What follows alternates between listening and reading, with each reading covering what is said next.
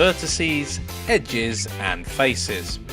In this video we're going to learn about object mode and edit mode, naming your meshes, manipulating vertices, edges and faces, and understanding their relationship to one another. So let's head straight on over into Blender. I've opened up a brand new Blender file.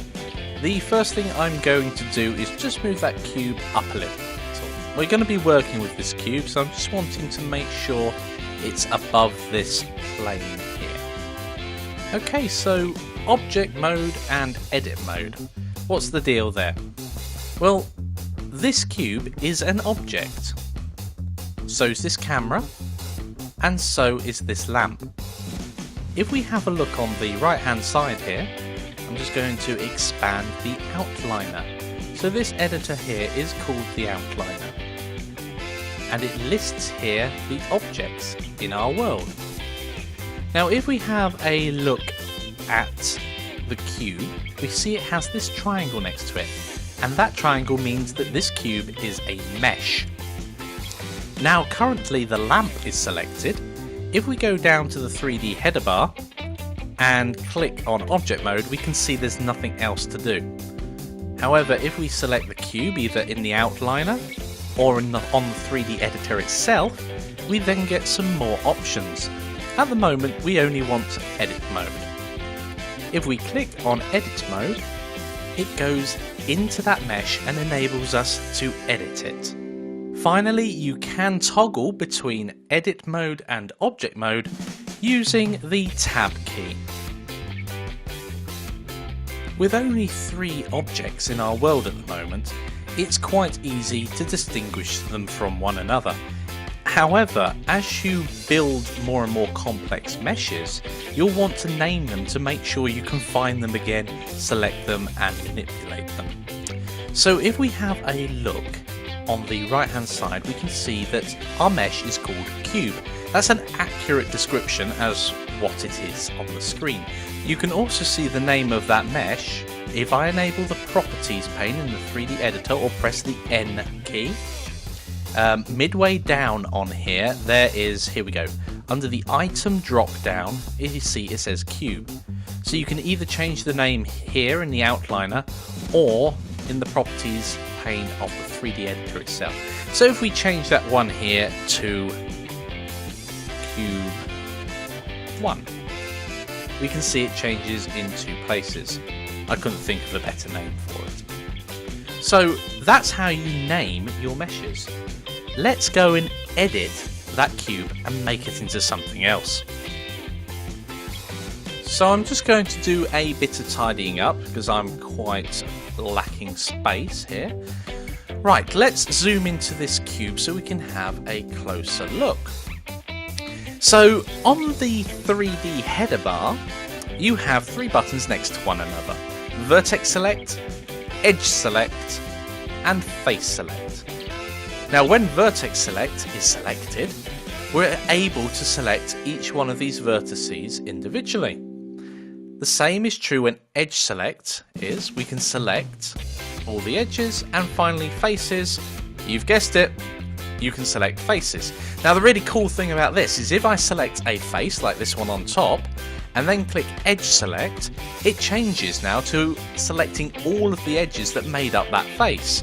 And similarly, if I now click on vertex select, we've now selected all the vertices that make up those edges which make up that face.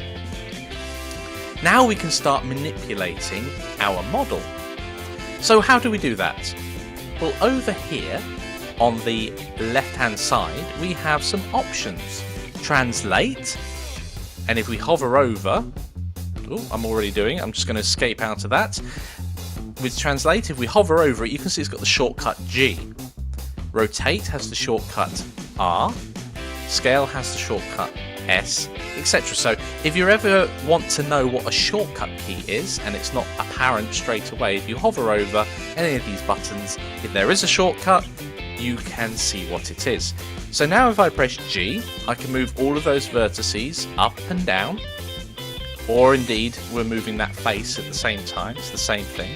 If we press the R key to rotate, we can rotate that face around. At the moment it's around an arbitrary point in space, and scale with S. We can make the top much smaller. Excellent, so we've got some sort of funky pyramid going on there. Now what happens if we don't want that shape, if we want to actually edit the shape itself? Well, we can start going in and deleting stuff. So let's select Edge, click this edge, and then go to the menu, Mesh, and we can see Delete, and we've got an X there, so we can hit X and select Edges. Now that's deleted that edge there. Now because these two faces relied on the edge existing, it's now gone.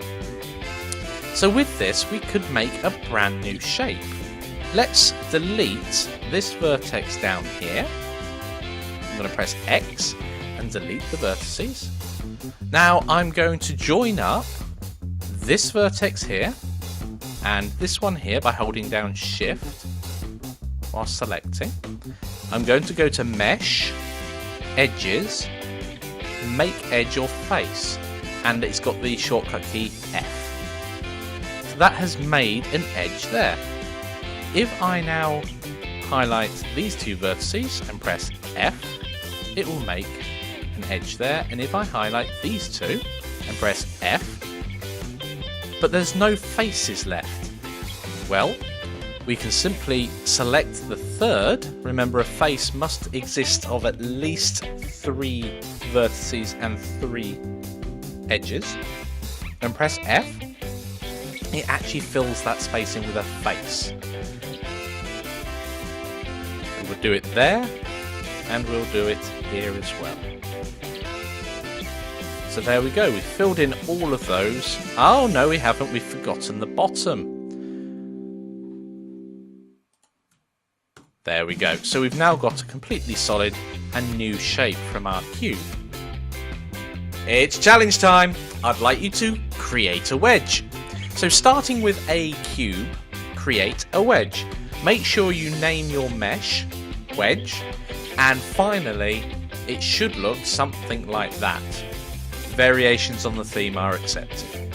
So pause the video now, go off and try and make your first wedge. Welcome back, how did you get on? Well, in the next lecture we'll show you the process for making that wedge.